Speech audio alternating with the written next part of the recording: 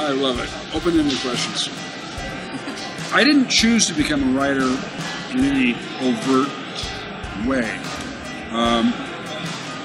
My experience up to my early 30s was going through a phase where I was an avid reader as a kid, a horrible writer, and it was because I had an undiagnosed learning disorder. They had never heard of dyslexia when I was a kid. I mean, just, you know, he's slow, put him in shop, let him learn to tune cars. But with me, it was what they call a binocular dysfunction. So once my brain figured out the code for reading, I was an advanced reader. But the problem was taking that information and translating it back into writing. Unlike a dyslexic, it wasn't so much things were jumping around the page, but it was rather I didn't have a proper code for writing. Okay, so I had no inclination to write. Okay, long part of my life story will admit I went back to college when I was 27, and I kind of inadvertently discovered that by that time I had learned to type and I learned word processing, and I had become adept at essays. And I discovered that if I wrote an essay, I got an A. And suddenly I went, what? I don't have to take finals? I took every course I could where I could do a term paper rather than a final. I would flake off constantly, write stuff at the last minute, and still get A's. And I graduated cum laude. And I would have graduated summa cum laude if I hadn't tried to take German. So I found out when I was about 31 that I could write. And then I started meeting other writers, socially.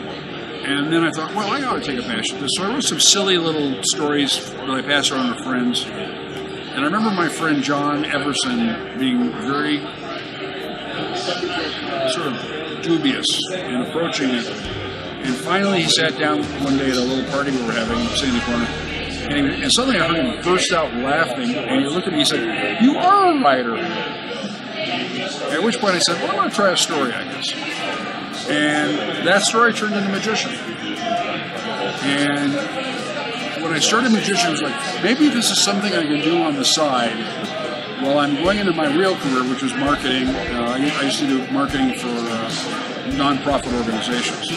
And before that I did, God forgive me, political marketing. And so I lost my job because of funding issues and the fact that nonprofits went through a thing in the late 70s. And then I sold a book. And then I sold 2 more. And I went, oh, hell, I guess I'm a full-time writer.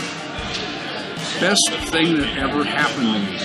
But there was never this intentional ambition to go be a writer. It just sort of happened.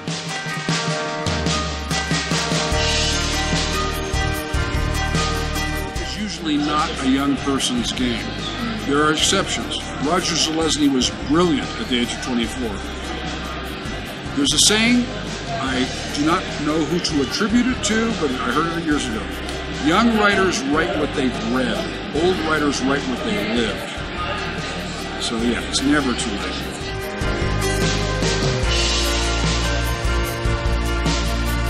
You have to have a certain, I don't want to use the word arrogance, but a certain kind of confidence that borders on arrogance, because you get to a place where you realize I'm writing something that not only will other people want to read, they will pay me money for the privilege of reading it, and you have to be there.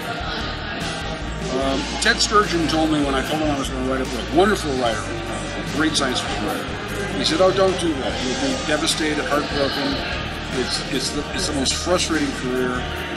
You'll be miserable. Spare yourself the pain. Find something else, and don't be a writer. 2 years later, I gave him a copy of Magician, and I said, "Do you remember that dinner when you told me not to be a writer?" And he smiled like this evil little pixie, and he said, "I tell everybody that the writers never listen."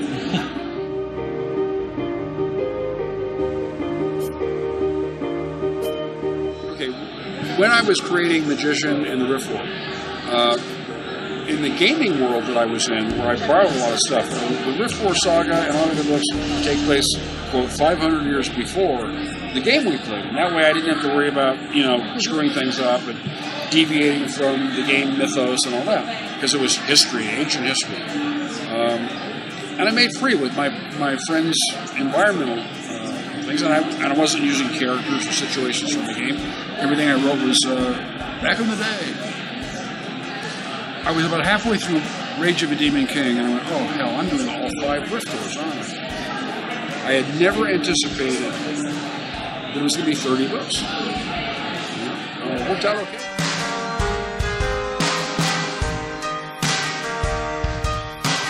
Pencil game for years. I mean, I dropped in on a visit with friends who were doing that, and I kind of sat on the sideline and, drank scotch and yelled at people.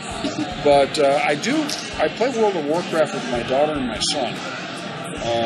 My daughter lives in Northern California, and I see her maybe once or twice a year. So it's a supplement to the occasional phone call as well, because we're online doing something, but the chat window's open. How's the cat? The cat was at the vet. Is the cat better? How are your friends? Whatever. So that's it. And it's fun to do something with your kids.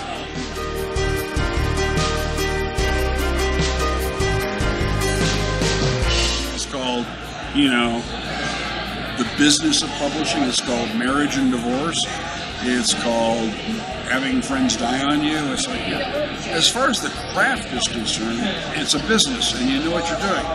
And it's like nothing heroic. I mean, nothing. Absolutely. Once I hit the New York Times best-selling list, and once I was on the Times of London, it's like at that point, it's like just don't screw things up too much, and they'll still keep publishing your stuff.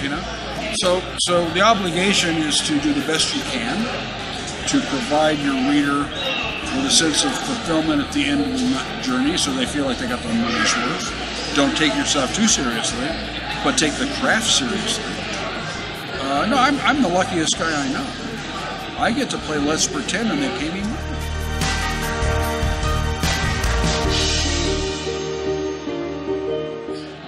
Everybody daydreams. Everybody thinks about stuff. Everybody. There isn't one adolescent boy out there who didn't fantasize about being, the good-looking stud muffin that all the cute girls like. There isn't one girl on the planet who didn't want to be taller than she is, or shorter than she is, or have bigger boobs, or have smaller boobs, or wish the acne would go away, or, I should have gotten braces when I was 6, or whatever. It's like all of us take that experience of the moment in real life, and we have those momentary flashes of fantasy. I wish this, I wish that. Writers are the people who take that stuff and massage it into stories. So everybody has inspiration. Everybody has ideas and day pencil. We're just the guys who figured out how to turn it into a book. I had these 2 friends of mine. A gal I was dating. Okay, the gal I was dating was this petite, 5'2", and she was lying about her height. Probably 5'1.5", okay? Perfect little body. But she was tiny, so she photographed beautifully and beautiful smile. Okay. Her best friend was this Viking goddess who was like 5'11.5", and just stunning, big, voluptuous. And it's like, oh God, I wish I was tiny like her. Oh God, I wish I was tall like her. And I go, okay, the mystery is women look in the mirror and they see nothing but flaws. Okay, I got that. And so, it's about understanding the wish. And then taking the wish and turning it into a narrative. That's where we get our ideas.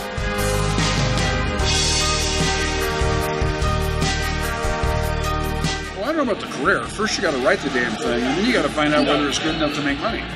There's only one thing. Sit your butt down in the chair and put your fingers on the keyboard and write, and write, and write, until one of 2 things happen. Either you give up, in which case you're not a writer, or you actually write something that you're satisfied with and you're willing to show other people. As opposed to the insecure, read my stuff, it just came off the computer. No, finish. Get rid of the crap. Write the bad stuff, get it out of the way, write the good stuff. What people don't get about writing is it's the only art form where most people are conversant with the fundamental toolkit. You know, people don't walk into an art studio, pick up a paintbrush, and instantly know what to do. People don't walk into a music store, with a few incredibly gifted exceptions, and sit down and pick up an instrument, and within 10 or 15 minutes are playing it well. You know, though that occasionally does happen. It's amazing. I knew a guy who basically taught him. Well, Prince is a great example. The late Prince. You know, basically the word about him was there was not an instrument he couldn't play. You know, and it was because he just had this affinity for knowing how to make an instrument do what he wanted. Those are incredibly rare people.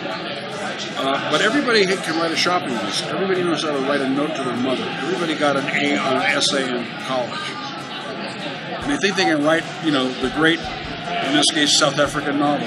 You know, I'm going to sit down with no prior experience and make people forget Cry the Beloved Country. And no, you're not. Not unless you're the prince of literature. If you want to play the piano, you must practice. If you want to play the piano well, you must practice for a long time. If you want to play the piano in Carnegie Hall and get paid for it, you got to practice long and hard. So why do you think you can sit down and write a novel the first day? Practice, practice, keep writing, keep writing. Sit down and write. That's the only advice.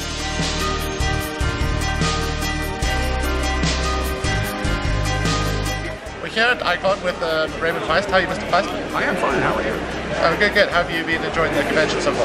Well, except for the jet lag and the fact that I'm 150 years old, I've been having a very good time.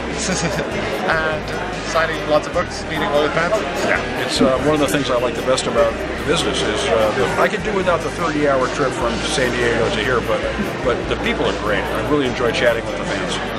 And you get like lots of questions that you get asked a lot, like, you know, what was your favorite book that you wrote? Like the next one. The next one's always my favorite book. Suppose you get a lot of pressure from your publishers to be like, books. Well, I did 32 books in 32 years, so I think they're willing to cut me some slack on this one I'm doing now, being a little bit late. Because I read somewhere that, you know, like you wrote Magician and I think it was published in what, 84? No, it's published in 82. I finished writing it in 80. But I mean, like I've heard that it consistently hasn't gone out of print since then. It has been consistently in print. I am very, very proud of the fact that I've never had a book out of print in the English language in either the UK and the export markets like South Africa and the United States. It's really something that I am delighted to say because it means that people are keep reading it. And one of the things that I had to learn is that I wrote that thing. I started in 1977. I imagine your writing style evolves quite a lot. Well, it does, but my point was about to be, I wrote it in 77, but for the 12 or 14-year-old boy who comes up and to get an autograph, it's a brand new book to him. Yeah. And I have to remind myself, those are brand new stories to another generation.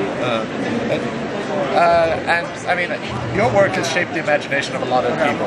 I mean, what sort of fantasy works have you been like, you know, like my influences? Yeah. Well, when I was a kid, we didn't have a lot of fantasy. I grew up on what they call boys' adventure, which was things like Robert Louis Stevenson and Sir Walter Scott, Anthony Hope's Prisoner of Zenda, Dumas, The Three Musketeers, and the Sicilian Brothers, and Count of Monte Cristo. Plus the pulp. Count of Monte Cristo. Right, and the pulp writers, the guy like H. Rider Haggard and Conan Doyle's Professor Challenger stuff, not so much the Sherlock, and then people like Senior Moment here or Jet Lag, take your pick. But anyway, with that kind of author, plus the history writers, a lot of history. And would you say out of all your books, have you like a most favorite and a least favorite, or are they some more? It's like having 30 kids. Some of them annoy you more than others, but you love them all. Like, is there a book that you would have gone back and done things differently? I've done it twice. I did an author's preferred edition of Magician for publishing reasons, entirely because, and I won't go into the details, just self-publishing, neat in the weeds, but it's just that was a business decision. As a creative decision, I did a rewrite on Prince of the Blood, and that's because there were a lot of things going on in my life at the time, and I had a talk with my publisher years later, and I said, I'd like to do it again, and she said, okay. And so I got another shot at Prince of the Blood, and I'm happy with both versions, but I like the second one better. Well, thank you for taking the time to talk to us. We really appreciate it, and really enjoyed your work. We'll be here all week, ladies and gentlemen. Just remember to tip your waitress.